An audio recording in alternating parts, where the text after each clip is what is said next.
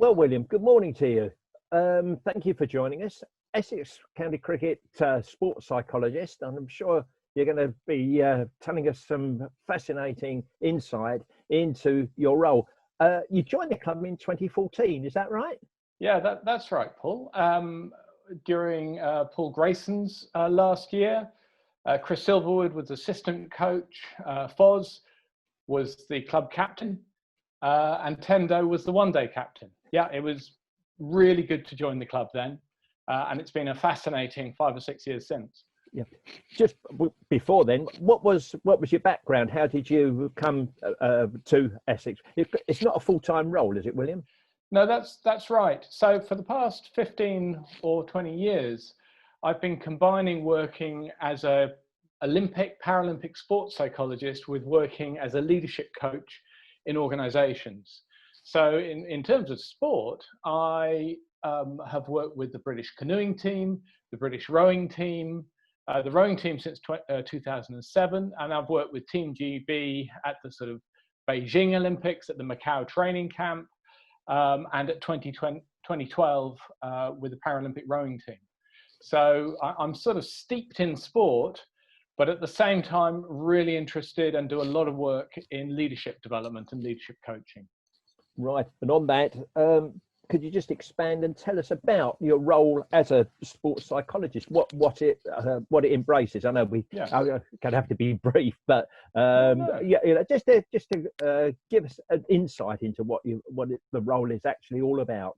Yeah, so I think there are two big strands. Clearly, working with every player to help them be the most psychologically skilled they can be, both to train as well as possible and to perform as well as possible. But in parallel, it's also just about helping them psychologically in any aspect of their lives. Because if one aspect of their life isn't working well, it will leak into how they train and how they play. And as a club, I think Essex are really good at looking after the whole person with their players. And actually, I think that's part of it, what gives them really good performance success, as well as being the right thing to do.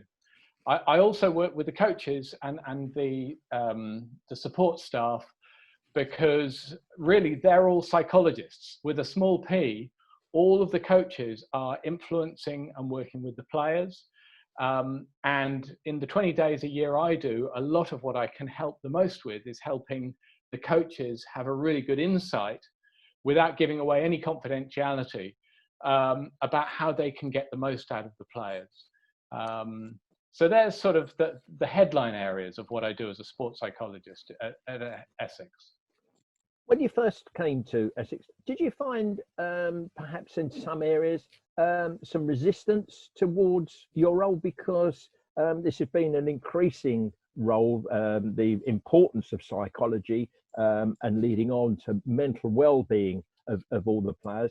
But it's a fairly recent phenomenon, isn't it, in professional circles? I mean, sort of probably 15 years ago, we probably wouldn't have been having the same conversation because the role wouldn't have existed as such.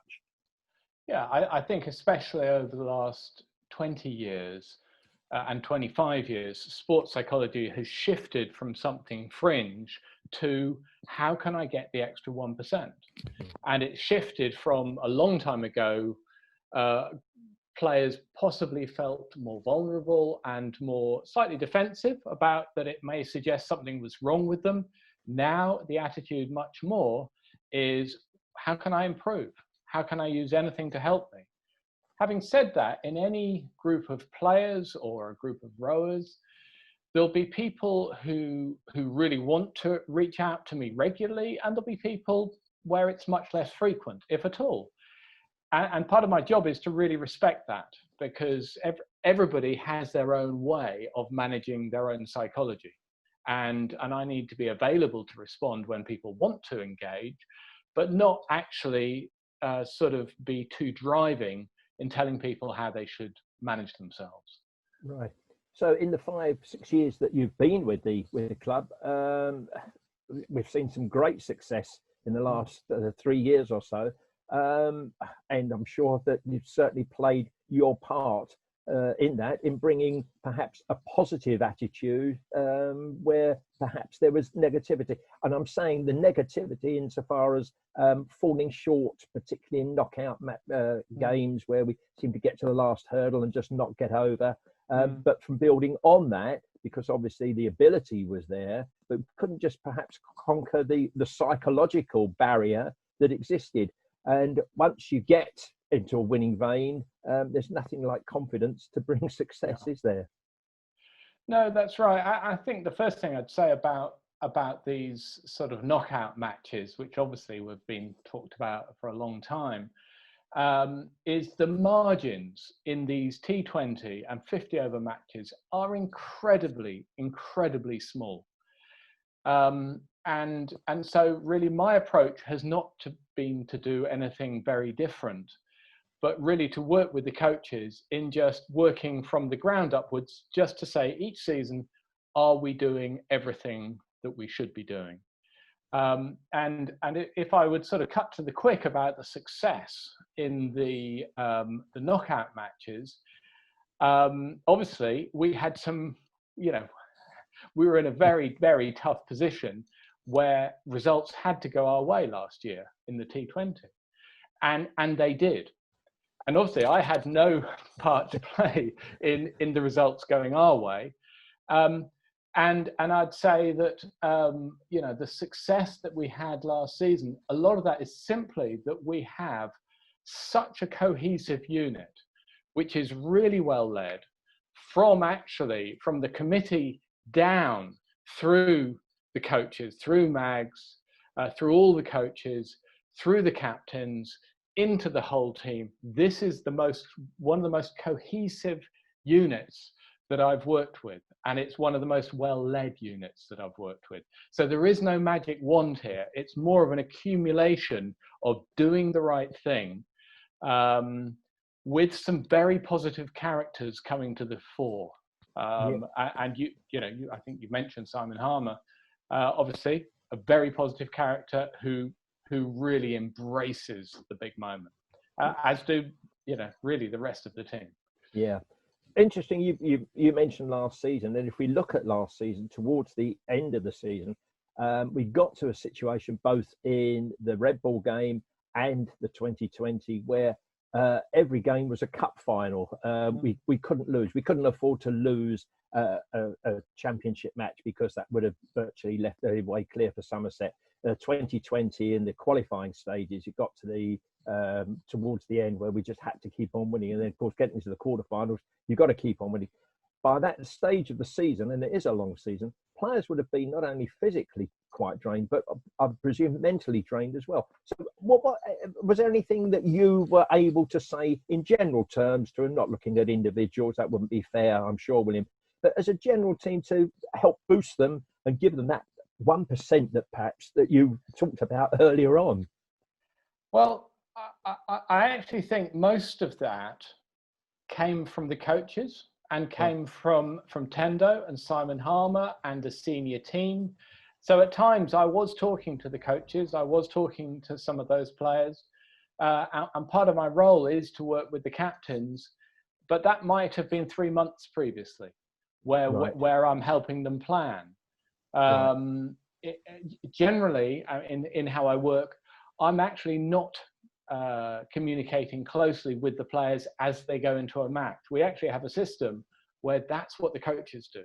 Right. So and I'm more standing back, and when players want to connect with me, they can, and they do.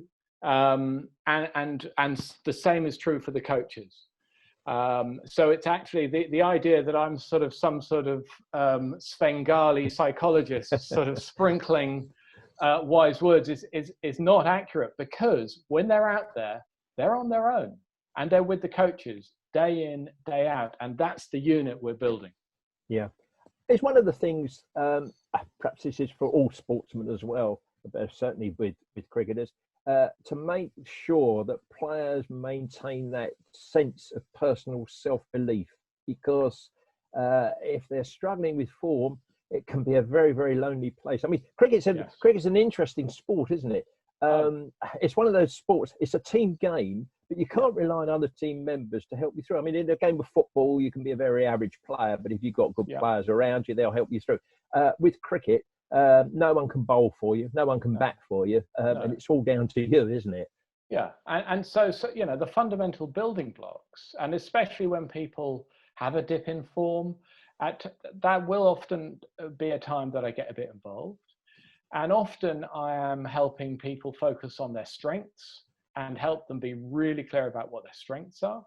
I'm helping them make sure that their routine is what they want it to be, but that has to be the player's own routine, so that they stay in the present. I'm making sure that any self-critical or self-doubting thoughts they have, they're able to put to bed very quickly. Because when a player does have a dip, those things will tend to get a bit eroded. And it's a bit like servicing a car. You know, every player will have somebody who they can talk to. It may be me, it may be the coach. It will often be one of the coaching team, where they just, and I guess, you know, they're tuning themselves up. I think one of the strengths of this squad is how self-reliant they are.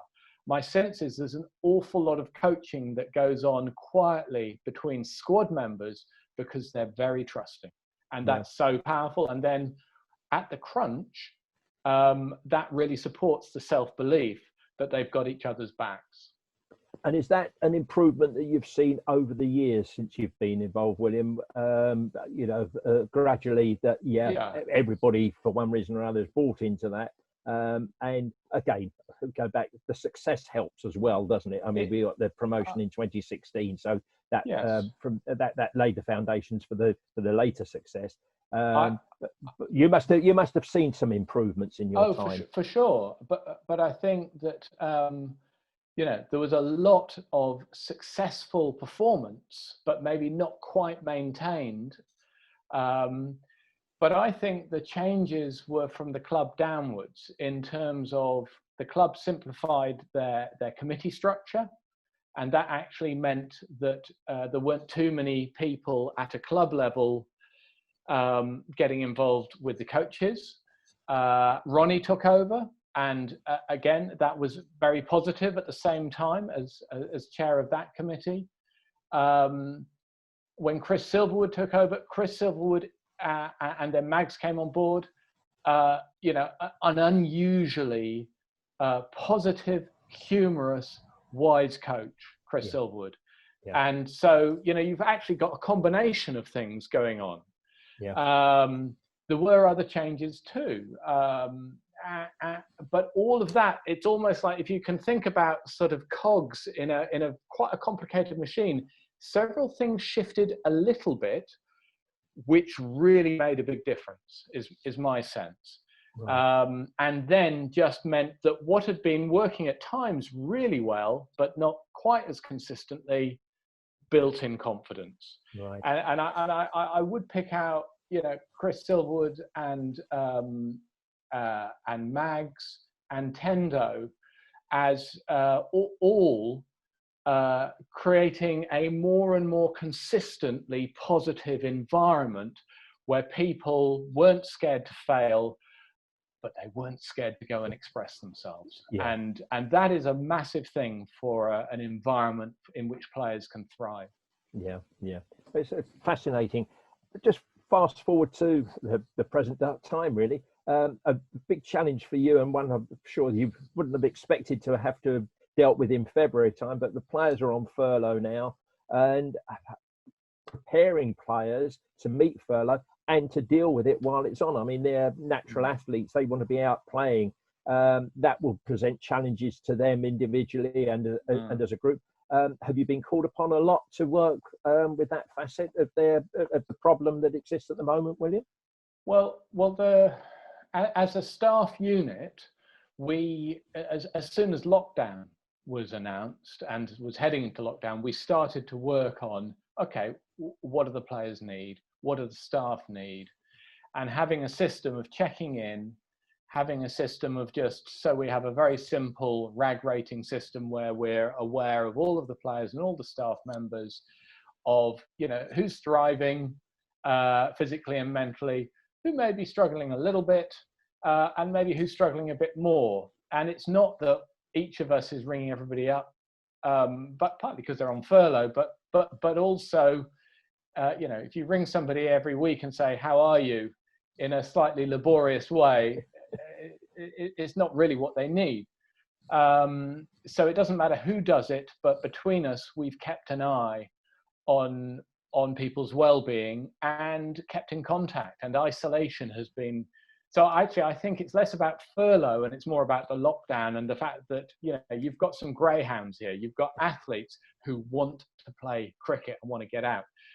Part of it's been great that many of them have volunteered for the NHS food. My sense is that there's been a very positive attitude. Some of them have been very creative in sort of studying.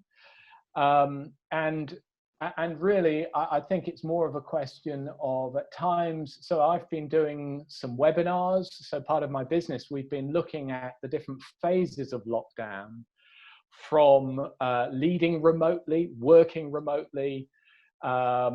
Anxiety's been a big aspect. I'd say less for the players, or particularly the staff, but generally, general staff members, you know, people out there in the workplace, the uncertainty of going into lockdown and the threat of COVID has created quite a lot of anxiety. So we've done webinars on anxiety management. And so, in fact, Dan Feast asked me to do a couple of webinars for staff members and sponsors, which we've done as well. One on working remotely and one on managing anxiety. And I believe they were very well received. Yeah, certainly the knowledge and awareness of mental health and mental well-being is so prominent in all walks of life, be it sport, business, whatever. And I guess perhaps is that one of the secrets to address that initially, is to spot, if you like, a little crack appearing here and there, which through your work with the coaches and the players, for example, you might just get the semblance that something isn't completely right, and being able to address it right up front rather than when it's too far down the line.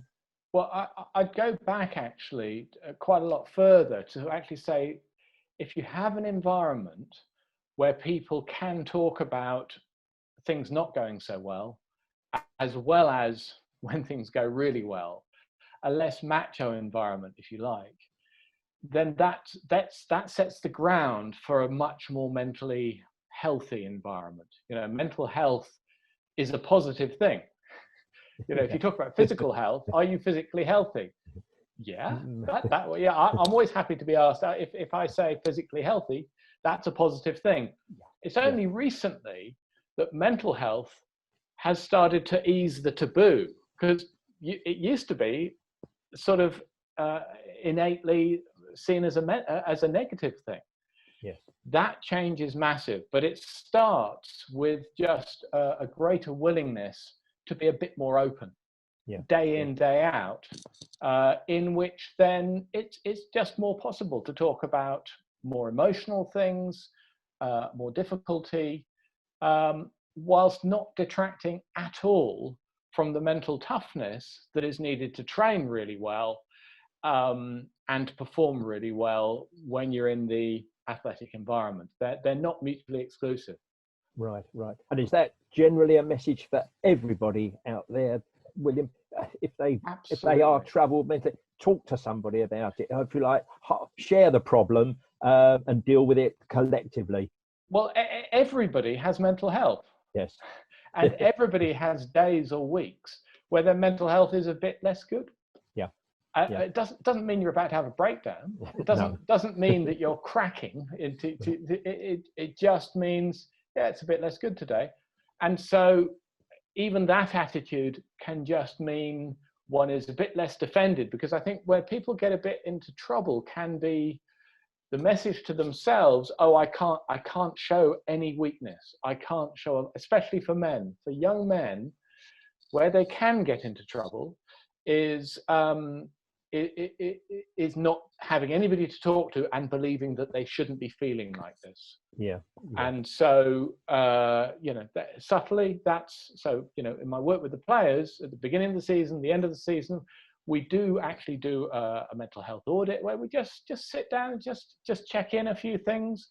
And normally it just opens up a wider conversation, which is just a good general conversation as well.